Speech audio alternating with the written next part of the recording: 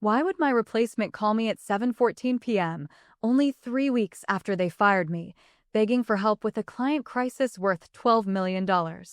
Because the system they said anyone could run was failing exactly the way I warned them it would. They replaced me with someone cheaper, gave her my title, and told the entire department they were upgrading the function. Then a $12 million client discovered the one failure nobody else knew how to prevent. By the end, they were not asking whether I would come back. They were asking what it would cost. Every story here is about someone who got underestimated and made them regret it. My name is Renee Lawson, and for 9 years, I worked for a financial services technology company called Meridian Ledger. Meridian built payment and reporting platforms for regional banks, credit unions, and commercial lenders. We did not handle the glamorous part of finance. We handled the part nobody notices until it stops working. Loan payment files, regulatory reports, treasury reconciliations, automated alerts. The systems that told a bank whether money had arrived, where it had gone, and whether something was wrong before a regulator, auditor, or angry customer found it first. If our software worked, our clients barely thought about us. If it failed, their phones started ringing before sunrise. That was why the job mattered. And that was why I took it seriously. I started at Meridian as a support analyst when the company had only 6 major clients. By the time I left, we had 43. I moved from support into implementation, then implementation into client operations, and eventually became the director of strategic accounts. My team handled the 6 biggest institutions in the company. Together, those accounts represented more than $42 million in annual revenue. But the largest account was different. First Harbor Bank. First Harbor was a regional bank with 78 branches, nearly 900,000 customer accounts, and a reputation for being careful. They did not chase trends. They did not make impulsive technology decisions. They did not forgive surprises. Their contract with Meridian was worth $12 million over 3 years. And I had been managing it since the beginning. I knew their chief operations officer, their head of treasury, their compliance director, and the one vice president who asked 15 questions on every call because he had been burned by vendors before. I knew what their business needed. More importantly, I knew what could make them leave. Their payment reconciliation system ran every night at 2 a.m. Most nights, it took 40 minutes. If there was a file format issue, a duplicate transaction, or a payment batch arriving late from a third-party processor, the system could pause. That was not unusual. What mattered was what happened after the pause. A junior analyst could see the alert. A standard support manager could read the error message. But only a handful of people understood the sequence behind the error. Which files could be restarted? Which ones had to be isolated? Which reports needed to be held? Which people at First Harbor had to be notified before 6:30 a.m.? And which issue could turn from a technical inconvenience into a regulatory reporting failure by the end of the day? I was one of those people. Not because I was magical. Not because nobody else could learn it. Because I had spent 6 years documenting failures, studying patterns, and refusing to pretend that an outdated process was simple just because it had worked yesterday. I built what we called the reconciliation map. It was a 126-page operating guide. Part technical documentation. Part escalation playbook. Part client history. It explained exactly what to do when a payment batch failed, who needed to approve a manual correction, when to call the bank, and how to keep a system delay from becoming a public problem. I created it after a difficult weekend 3 years earlier. A vendor file had arrived with a hidden formatting error. The system processed half the transactions and rejected the rest. By Sunday afternoon, 3 teams were blaming each other. First Harbor was threatening to escalate to its board. I spent 18 hours on calls, traced the problem to one field in one external file, and built the process that prevented it from happening again. After that, First Harbor trusted me. Not because I promised perfection. Because I understood the difference between a problem and a cover-up. Then Meridian hired Grant Mercer. Grant became our chief operating officer after a private equity group bought a controlling stake in the company. He was 44, polished, ambitious, and had a habit of looking at people's screens while they worked without asking what they were doing. He believed it made him look involved. Mostly, it made people nervous. Grant loved phrases that sounded impressive in investor meetings. Scalable operating model. Lean leadership layer. Reducing key person exposure. Turning tribal knowledge into process discipline. He said those things constantly. And to be fair, some of them were reasonable. Companies should not depend on one person forever. Knowledge should be documented. Processes should be teachable. But Grant never understood the part that came before the slogan. You cannot reduce key person exposure by getting rid of the person who understands the key risk. You reduce it by giving that person time, resources, and authority to train others properly. Grant did not want to do that. Training took time. Time cost money. And his entire mission at Meridian was to lower visible costs before the next board meeting. So he cut 2 senior operations roles. He froze hiring. He moved experienced analysts into a centralized support queue. Then he announced that strategic account leadership would be modernized. That was how he described removing people who knew the clients and replacing them with people who looked cheaper on an organizational chart. My performance reviews had been strong. My clients were renewing. My team's retention rate was 98%. But I was also one of the highest paid directors in client operations. And I had questioned Grant in meetings. Not loudly. Not emotionally. I asked practical questions. Who would own escalations after hours? Who would approve emergency overrides? Who would train the people receiving these responsibilities? What happens when a client's process does not match the standardized workflow? Grant did not like those questions. He had one response whenever I raised them. Renee, you are making this more complicated than it needs to be. That was his favorite line. More complicated than it needs to be. As if complexity disappeared when he refused to look at it. 3 months before I was fired, I asked him for approval to hire 1 senior analyst for First Harbor. The cost would have been $118,000 a year. I explained that the account had expanded its payment volume by 31%. I showed him the overnight alert data. I showed him that 2 junior analysts had been trained, but neither had enough experience to lead a serious incident alone. Grant denied the request. He said automation had reduced the need for senior oversight. I told him automation had reduced routine work, not high-risk work. He smiled. Then he said, "You are making this more complicated than it needs to be." 2 months later, he called me into a meeting at 4:45 p.m. on a Thursday.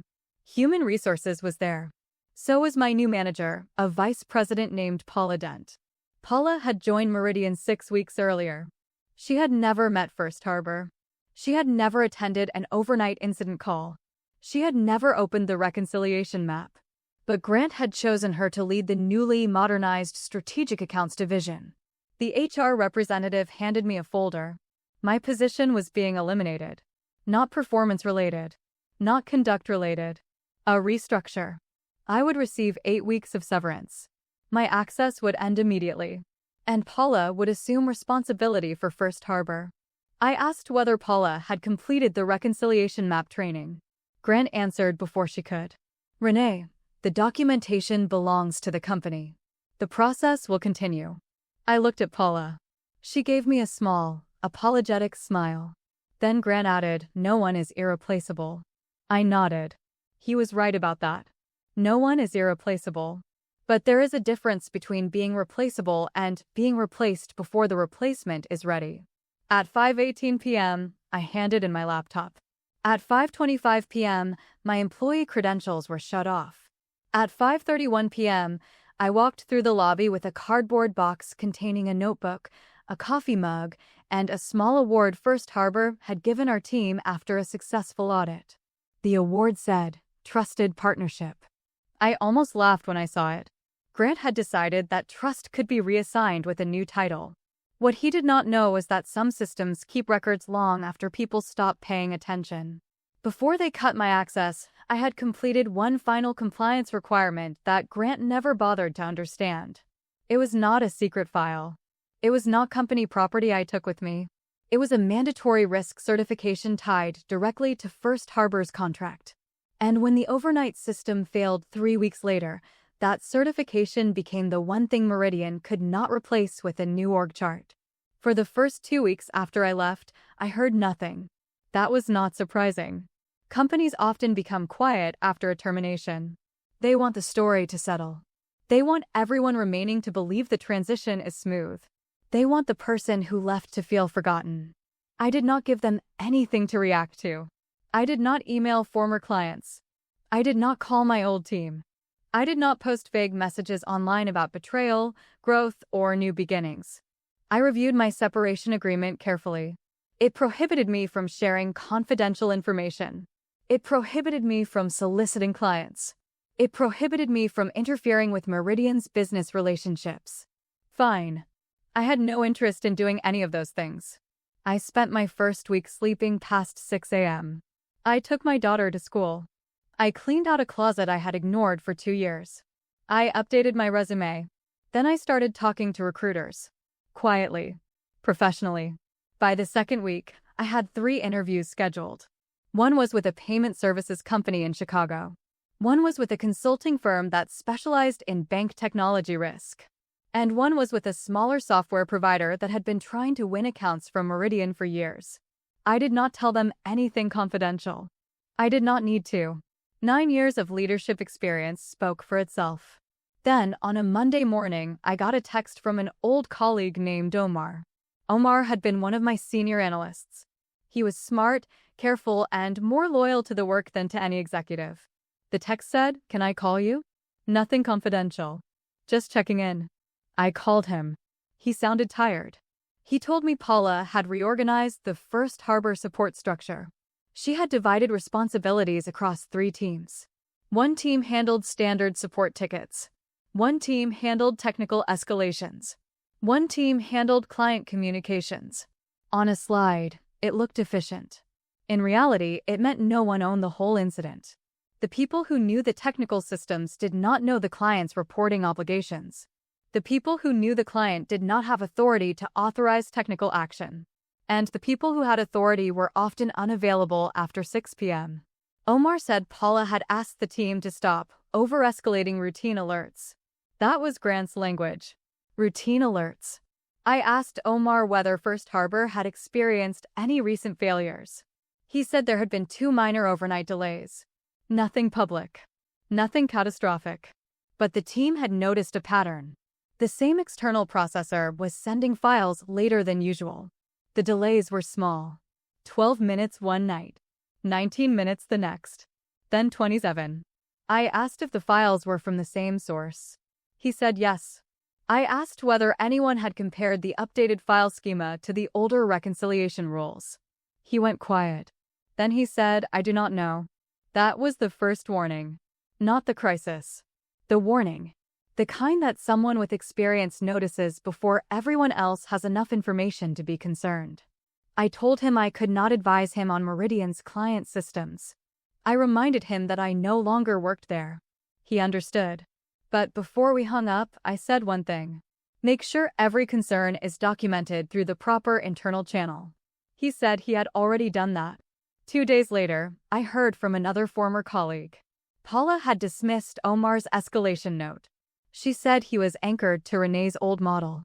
She said Meridian needed to stop treating every delayed file like an emergency. She said the point of the new structure was to prevent people from creating dependency through panic. That was her first visible mistake. Not because she disagreed with Omar. People can disagree.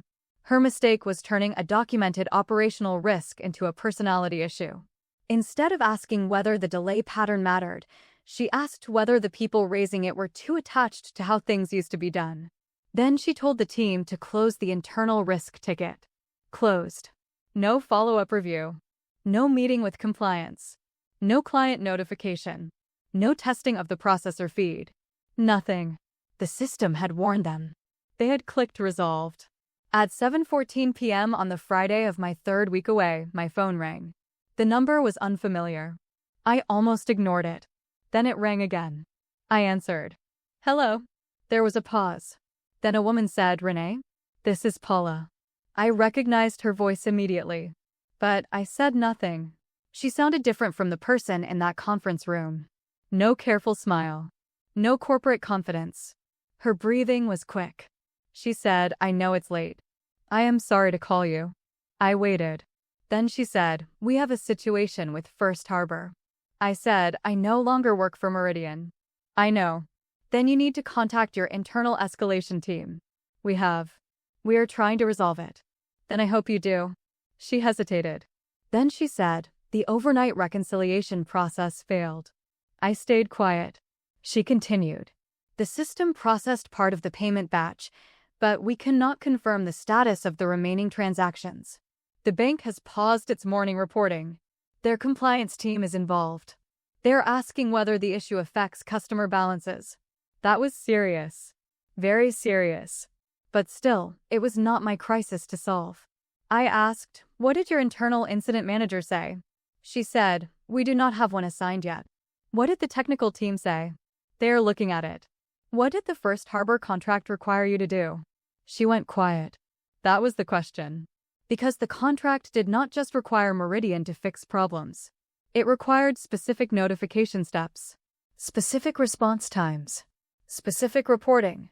If the bank had not been formally notified within a defined window, the technical failure could become a contractual failure too. Paula said, "I need your help understanding the process." I took a breath. Then I said, "Paula, I cannot provide internal operational advice without an agreement. I am no longer employed by Meridian. I do not have system access. I do not have authority. And I will not take responsibility for a situation your company has not formally asked me to handle." Her voice tightened. "This is urgent." "I understand." First Harbor could leave. "I understand that too." She said, "Can you at least tell me where to find the reconciliation map?" I said, "It is company documentation. Your team should know where it is." She said, "We found it. It is 126 pages." "Yes. We do not know which part applies." I said, "That is why it was supposed to be trained, not just stored." There was another pause. Then she said, "Grant told us the transition was complete." I almost felt sorry for her. Almost. But I remembered the meeting. I remembered Grant saying no one was irreplaceable while my access disappeared before anyone had even completed the training. So I said, "Then Grant should be able to help you." Paula ended the call. At 7:42 p.m., an email arrived from Meridian's legal department. They wanted to discuss an urgent, short-term consulting engagement. The first offer was insulting. They proposed $85 an hour. My old hourly equivalent, plus a small amount. They wanted immediate availability. They wanted me to be on call through the weekend. They wanted broad support as needed. And they wanted to own any materials or recommendations I created. No defined scope. No guaranteed minimum payment. No liability protection. No authority to communicate with First Harbor. In other words, they wanted me to do exactly what I had done as an employee, except without an employee's protections and for less than I was worth. I read the email twice. Then I sent it to my attorney. Her name was Andrea Mills. Andrea had reviewed my separation agreement before I signed it. She called me within 20 minutes. "They are panicking," she said. "I know.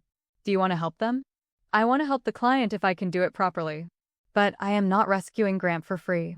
Andrea said, "Then we make the business terms clear." That was when I stopped thinking about how I had been fired. I started thinking about how I would work. At 8:30 p.m., Andrea sent Meridian a counterproposal. My rate would be $425 an hour.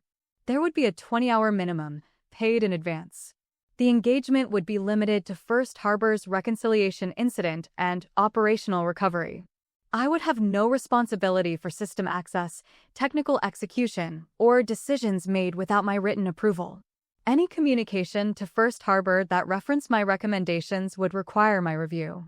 And if Meridian wanted me to manage the client relationship directly, that would require a separate agreement. At 9:06 p.m., Grant called me. Not legal. Grant.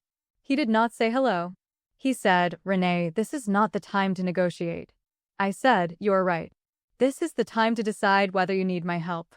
His voice sharpened. "You are taking advantage of a situation." I stayed calm. "No, Grant. I am responding to the situation you created. This is a client emergency." "Yes. And you are demanding $425 an hour. I am offering specialized consulting services during an emergency." You were making less than that here. I was also an employee here. You ended that arrangement. He said, you are making this more complicated than it needs to be. I almost smiled. There it was. His favorite line. I said, no. I am making it clear. Then I ended the call. At 9:31 p.m., Meridian accepted every term. The 20-hour payment arrived before 10 p.m. At 10:12 p.m., temporary system access was authorized. At 10:18 p.m., I opened the reconciliation dashboard for the first time in 3 weeks. And within 4 minutes, I saw the problem. It was not one failure. It was 3. The external processor file had changed a field sequence. The new centralized support workflow had delayed the alert by 37 minutes. And someone on Paula's team had attempted a partial restart without isolating the duplicate entries. That meant the bank did not simply have a delayed payment batch. It had an uncertain batch. Some transactions might have posted twice. Some might not have posted at all. And the report's first harbor needed before the market opened could be wrong. The technical issue was serious. The operational issue was worse. But the real disaster was still waiting. Because I knew something Grant and Paula did not. At 10:26 p.m., I asked for the first harbor incident timeline. Not the technical logs. The communication timeline. I wanted to know exactly when Meridian first became aware of the failure, when the internal teams were notified, and when First Harbor had received formal notice.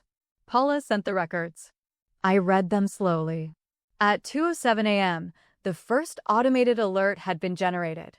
At 2:12 a.m., a junior analyst had acknowledged it. At 2:31 a.m., he had opened an internal ticket. At 3:08 a.m., he had tagged the technical queue. At 4:46 a.m., the ticket had been reassigned because the first engineer's shift ended. At 6:14 a.m., First Harbor called Meridian. They called us. Meridian had not called them. That was the part that mattered. The First Harbor contract had a mandatory incident notification clause. For any event that could affect payment processing, account balances, or regulatory reporting, Meridian had to notify the bank within 60 minutes of confirmation. Not within 60 minutes of fixing it. Not within 60 minutes of deciding it was serious. Within 60 minutes of confirmation. The alert was the confirmation. The clause existed because First Harbor had been through a vendor failure years earlier. They had lost a full business day reconciling customer balances. After that, they became strict about communication. I knew the clause because I had helped negotiate the language. Grant had never read it. Paula had never seen it. And the people who built the new workflow had not been trained on it. They had missed the deadline by more than 3 hours. That meant Meridian was in breach of the contract before I even logged in. At 10:38 p.m., I called Andrea. I explained what I had found. Then I said, I need the engagement scope clarified before I contact the client. She agreed. Within 10 minutes, Meridian's legal team amended the agreement. I would lead the incident recovery coordination. I would have authority to recommend the communication plan. And I would be indemnified for work performed within the defined scope. Only then did I join the First Harbor call. The bank COO was there. Their head of treasury was there. Their compliance director was there. So was their outside counsel. They were calm. That was the dangerous part. When experienced executives become calm during a crisis, it usually means they have stopped hoping for reassurance and started collecting facts. Grant tried to open the call. He said Meridian had identified a processing anomaly and was working quickly to correct it. The compliance director interrupted him. Why do we have to discover the issue ourselves? Grant paused. He said the team had been assessing the severity. She said, your contractual notification requirement is not based on your assessment of severity. Grant looked at Paula. Paula looked at me. I spoke carefully. First Harbor is correct. Meridian should have notified you earlier. I was brought in tonight to help stabilize the reconciliation process and establish a complete recovery record. The COO asked whether customer balances were wrong. I did not guess. I said, we do not yet have enough verified information to answer that responsibly. He nodded. That was the correct answer. Not comforting, but correct. Then I explained the recovery plan. We would isolate all duplicate risk transactions. We would preserve the original processor files. We would compare the pre-failure and post-failure transaction states. We would halt all automated report distribution until reconciliation was complete. We would create a joint Meridian, First Harbor incident team. And we would provide written updates every 30 minutes. The COO asked how long it would take. I said, the initial transaction status report will take approximately 4 hours. Full reconciliation may take longer. I will not promise a time until the technical team verifies the duplicate pattern. Grant shifted beside me. He did not like that answer. He wanted a clean deadline. But clean deadlines are what executives ask for when they do not understand the work. At 11:05 p.m., the bank agreed to the plan. Then their legal counsel asked the question that made the room change. Renee, are you permanently responsible for this account? I looked at Grant. He looked at the table. Then I answered truthfully. No, I am an independent consultant working under a limited emergency agreement. The legal counsel said, then who owns accountability once this incident ends? Grant tried to speak. The COO held up a hand. No, he said. We need a real answer. Nobody had one. Paula had the title. Grant had the authority. But neither had the trust. And First Harbor could see it. That was the moment the entire reorganization stopped looking efficient and started looking reckless. For the next 6 hours, I worked with the technical team. I did not write code. I did not make changes myself. But I asked the questions nobody had been asking. Which payment stream changed first? Which external file was the source of the duplicate entries? Which restart command had been used? Was the audit log preserved before the restart? Who approved the workflow that reassigned a high-priority alert at shift change? Every answer pointed to the same conclusion. The technical failure could have been contained. The process failure had made it dangerous. At 2:18 a.m., we confirmed that 6,842 transactions had been affected by the interruption. But only 317 required manual correction. The rest were either delayed or temporarily duplicated in a staging layer. That was good news. Not perfect news, but manageable news. At 3:07 a.m., we completed the first verified transaction status report. At 3:26 a.m., First Harbor approved the manual correction plan. At 4:40 a.m., the bank's compliance director confirmed that no customer-facing balances would be published until the corrections were complete. At 5:55 a.m., the final affected transactions were repaired. The technical crisis was over, but the business crisis had just begun. At 6:30 a.m., First Harbor's COO scheduled an executive review for 9 a.m. Grant assumed it would be a routine debrief. It was not. The bank brought its chief executive officer, its legal counsel, its head of vendor management, and 2 board risk committee representatives.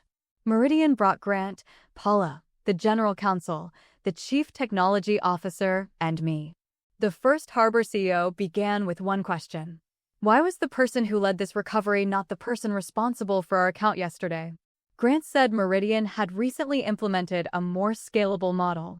The CEO said, "Is scalable your word for unprepared?" Grant tried to explain the restructure. The CEO stopped him. You removed the person with the working knowledge. You replaced her with people who did not understand the process. You failed to notify us on time. And then you brought her back in the middle of the night as a consultant to prevent a larger failure. Do I have that right? Grant said, "We are committed to learning from this." The CEO said, "That is not what I asked." The general counsel tried to step in. Then First Harbor's head of vendor management placed a document on the table. It was the service level agreement. The breach notice had already been prepared. First Harbor was entitled to financial credits. That was not the biggest problem. The bigger problem was the termination for cause clause. If Meridian experienced a material reporting or payment processing failure and failed its notification requirements, First Harbor could terminate the agreement without the usual early exit penalty. The remaining contract value was $8.4 million. And the bank had already started reviewing alternatives. The COO looked at me. Renee, if you were advising us as an independent consultant, would you recommend we keep Meridian? I took a moment before answering. I did not want revenge. I did not want to destroy a company because one executive had treated me badly. I wanted the truth to be clear. So I said, I would recommend that you require Meridian to demonstrate a real recovery plan.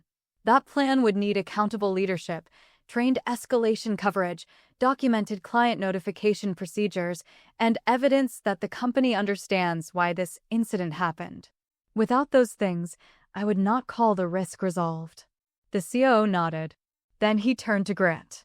Can you provide that in 10 business days? Grant said yes. I knew he could not. Not because the work was impossible, because he still did not understand the work.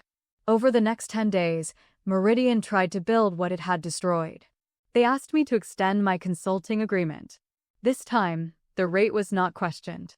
Neither was the scope. I agreed to lead the recovery plan for 60 days, with one condition. I would report directly to the CEO, not Grant. The board approved it. Grant was removed from operational oversight the following week. Paula was reassigned to sales operations. Again, I did not blame her. She had accepted a job she had not been trained to do. The real failure belonged to the executive who believed a title change could replace expertise. First Harbor did not terminate the contract immediately, but they reduced the scope. They removed 2 planned expansion modules. They demanded service credits. And they required a third-party audit of Meridian's overnight operations. The lost expansion revenue was worth nearly $4 million. Grant had saved money by eliminating one director role. Then he lost millions trying to prove that director role had not mattered. By the end of the quarter, he resigned. The company called it a planned leadership transition. Of course it did. But everyone inside Meridian knew why. He had confused a person with a payroll number. He had mistaken documentation for understanding. And when his replacement structure failed, the person he had dismissed was the one who kept the client from leaving that same night. The lesson is not that you should hoard knowledge to make yourself indispensable. That is not strength. That is fear. The strongest professionals document their work, train others, and build systems that can survive without them. But there is an important difference between transferring knowledge and pretending knowledge has been transferred. If you are leaving a job, keep your own records of your responsibilities, achievements, job description, performance reviews, and agreements. Do not take confidential company information. Do not take client files. Do not violate a contract. But protect your right to explain your own experience accurately. And if a former employer contacts you for help, remember this. Urgency does not erase the way they ended the relationship. You do not owe free labor because someone else failed to plan. You do not owe unlimited availability because they suddenly understand your value. Ask for a written agreement. Define the scope. Set a rate that reflects the work. Clarify who has decision-making authority. Protect yourself from being blamed for decisions you are not allowed to make. Being untouchable does not mean you cannot be replaced. It means your value is real, your work is documented, and when someone needs your expertise, they have to meet you as a professional, not treat you like an emergency button they can press whenever their shortcut fails. The next story starts with a manager looking across a conference table and telling me, "You're easily replaceable." She said it with a smile. Then she split my role across 4 employees, gave each of them one piece of my work, and discovered none of them knew how the pieces fit together. 3 months later, her 4-person solution was missing deadlines, losing clients, and costing more than my entire department. Subscribe, because when she finally asks me to come back, I do not ask for my old job. I ask who is reporting to me.